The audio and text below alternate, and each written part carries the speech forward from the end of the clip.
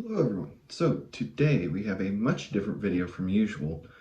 Today I am going to do a custom figure, specifically of the Revenge of the Fallen Megatron. Now, I personally really like this figure. This is personally my favorite of the Megatron designs that we've gotten from the Studio Series line. However, I am fully aware that this guy's paint job is not good. It's very lacking. There's some nice copper detailing throughout the chest and the legs, but he just definitely needed some better paint. I think of the Megatrons we've gotten, the '07 Studio Series figure is probably the best painted one. So without further ado, we are going to go ahead and get down to disassembly.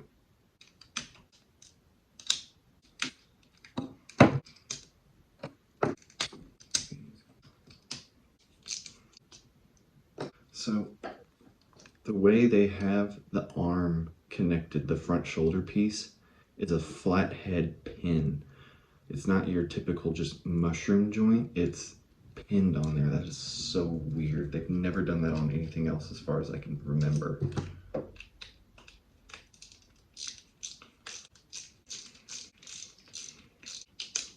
There we go.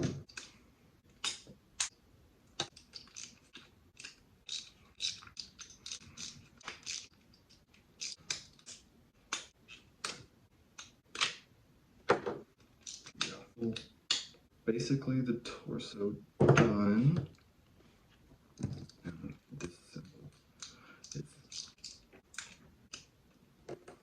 Okay, so this is pinned in. Okay, so the thumb here on his cannon arm can't be removed because it's pinned in, but it's only a one-way pin, so there's no way of knocking it back out. I could, well, no, because I can see where the little indentation is. There would be no way for me to actually get in there without destroying the arm, so we'll just mask the thumb and hand paint it if we need to. Okay, so we've got all of the parts disassembled as far as I was able to get them.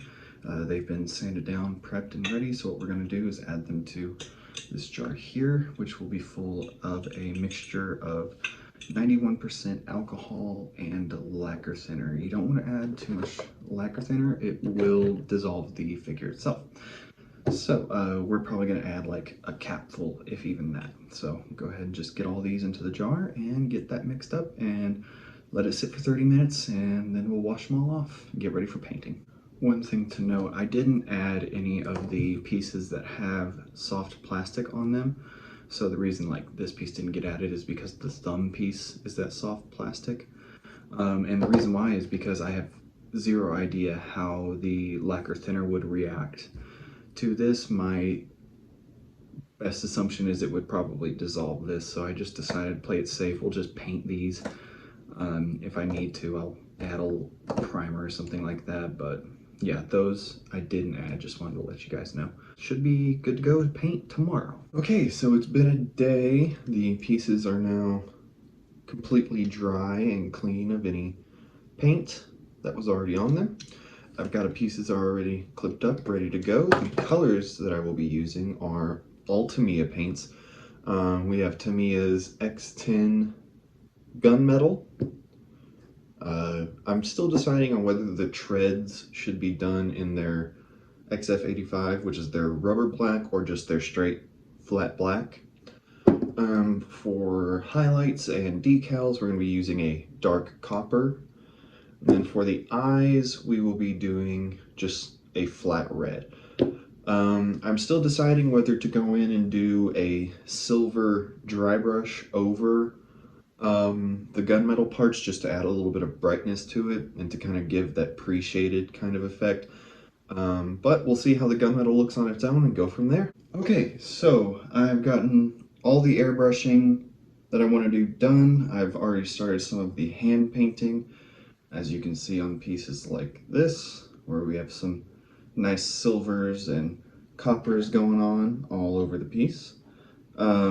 There is going to be a dry brush over the entire piece, and then on areas that are that bright silver that you see here and here on the shoulders, those will be given a black wash to kind of blend them back into the base gunmetal that I did. The treads will also be done in a dry brushed silver. Um, and yeah, so far it's going pretty good. There are some areas that I wish I did a little bit better on, mainly the gun arm. I wish I probably didn't go in with this bright silver here and there, but it's a bit too late to go in and fix that without having to redo the entire piece itself. So we'll just keep on keeping on and get some hand painting done, and then I'll reassemble the figure, and then we can go in depth on everything I did. So here is the final product. It is completely painted, reassembled, and everything. It is fully transformable. You don't have to remove any parts or anything like that. As you can see, I did go in with a different kind of silver. It's not the Tamiya, it's the, I believe it's called Vallejo, something like that.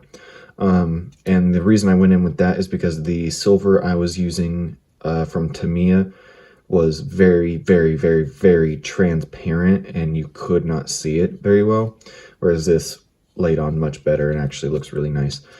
I did blend the copper and the silver back into the gunmetal a little bit with some black wash. It's just basically watered down paint.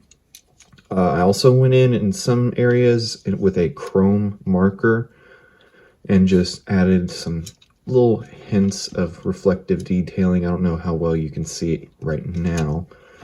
But yeah, we can go ahead and get him into robot mode and then show the full reveal there. And here he is. I really like the way he turned out. If I had one complaint, it's that I think I might have gone a little bit too heavy with some of the brighter silvers, specifically on his gun arm. I think I went too far there. But yeah, I do really like the way he turned out. Definitely better, more screen accurate than his original color scheme is. I wasn't going necessarily for like 100% screen accuracy with this custom paint job. It was mostly just what looks cool to me, so that's why his fingers are copper on the ends and not just gunmetal all over. So yeah, that is my custom Revenge of the Fallen Studio Series Megatron, and I will see you guys some other time.